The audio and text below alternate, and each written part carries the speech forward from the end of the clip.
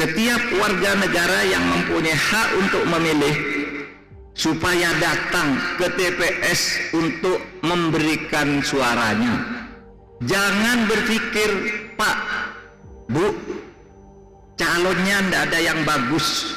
Saudara, pemilu itu bukan untuk memilih orang yang sempurna. Pemilu itu adalah memilih orang-orang yang dianggap lebih baik dibandingkan yang lain.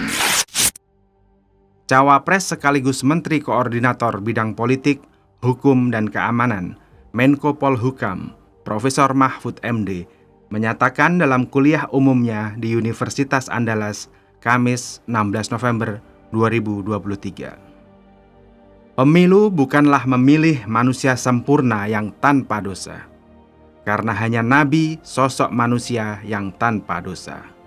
Bahkan juga bukan memilih malaikat. Pemilu adalah untuk mencegah orang jahat berkuasa.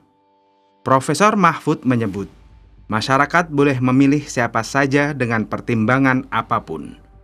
Tapi ingat, dalam pemilu, masyarakat tidak memilih malaikat yang tak berdosa. Boleh pilih siapa saja, baik karena kesamaan dalam dirinya dengan kita, seperti agama atau daerah asal. Asal dia yang baik dari yang baik. Karena pemilu itu, kita tidak memilih malaikat yang tidak ada dosanya.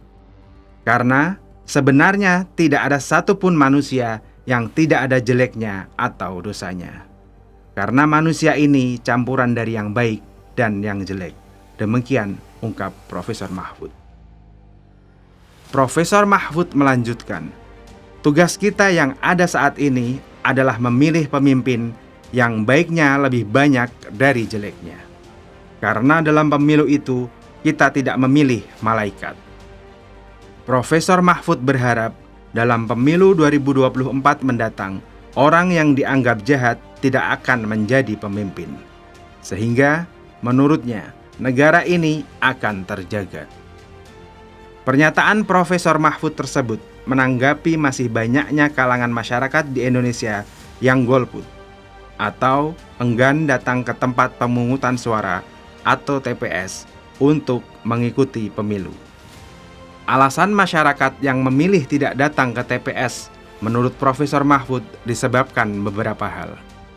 Mulai dari latar belakang capres-cawapres sampai partai yang mengusungnya dianggap kotor.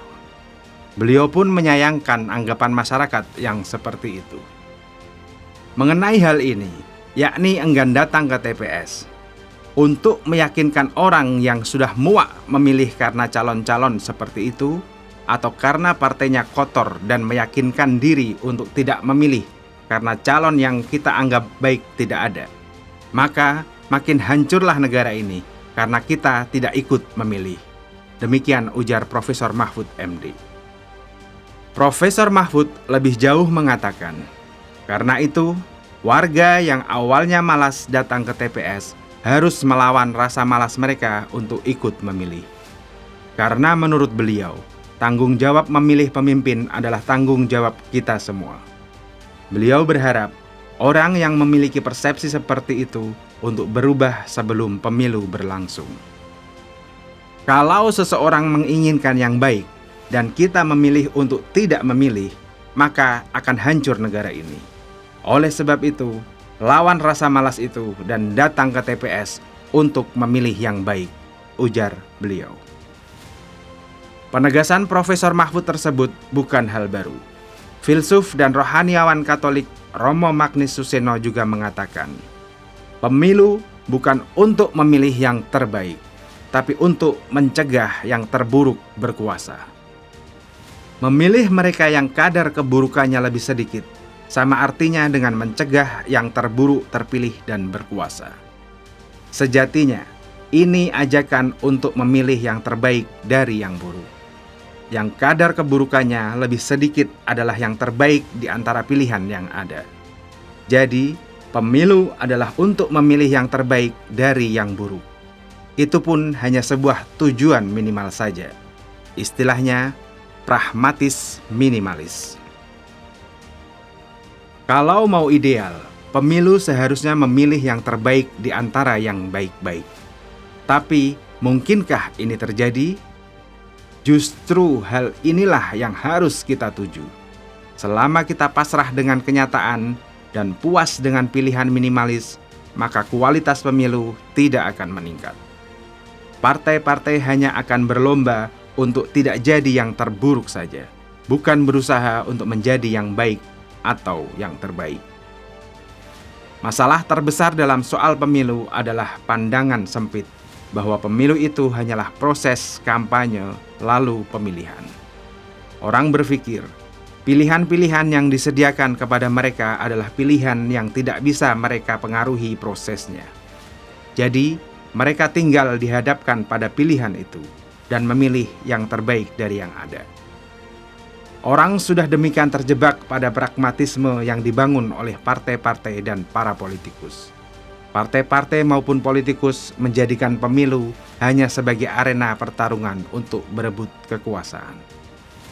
Rakyat dengan senang hati menjadi bagian dari pertarungan itu dengan melupakan hal-hal yang lebih substansial seperti ideologi, masa depan bangsa, dan pembangunan.